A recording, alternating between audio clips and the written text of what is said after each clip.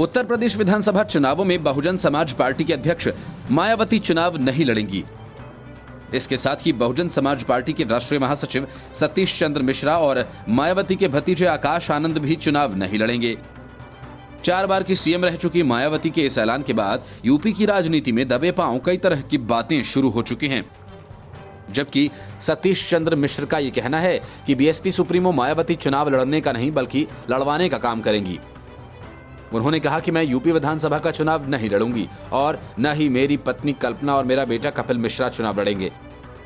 एक बार को मायावती का चुनाव न लड़ना समझ में भले ही आ जाए, पर किसी भी बड़े नेता का चुनाव नहीं लड़ना कहीं न कहीं खटकता जरूर है।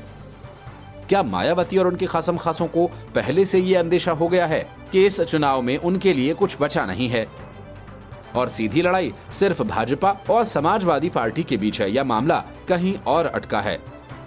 बता दें कि यूपी में 10 फरवरी को पहले चरण का मतदान होना है, लेकिन मायावती अब तक चुनाव प्रचार के लिए घर से बाहर नहीं निकली हैं।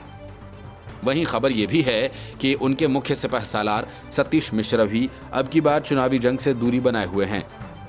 हालांकि इन सब के बाद भी सतीश मिश्रा का दावा है कि यूपी की सत्ता में मायावती पूर्ण बहुमत से वापसी करेंगी और 5वीं बार सीएम बनेगी।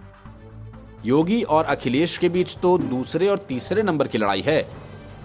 सतीश मिश्रा ने अखिलेश पर भी चुटकी लेते हुए कहा कि समाजवादी पार्टी 400 सीटें जीतने का दावा कर रही है, पर उसके पास तो 400 उम्मीदवार ही नहीं हैं। यूपी के 7 चरणों के लंबे चुनाव के लिए अवध से लेकर पूर्वांचल और पश्चिमी यूपी तक सतीश मिश्रा ने कई दौरे किए। खासतौर पर ब्राह्मण समुदाय को लुभाने के लिए उन्होंने अपनी पूरी ताकत झोंक रखी है। लेकिन मायावती की चुनाव को लेकर न तो कोई जनसभा हुई है और न ही कोई रोड शो ही निकाला गया है।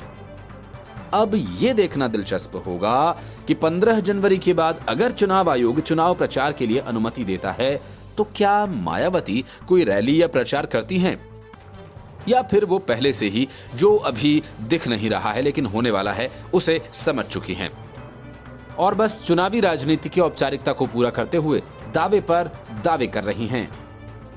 Report news of India.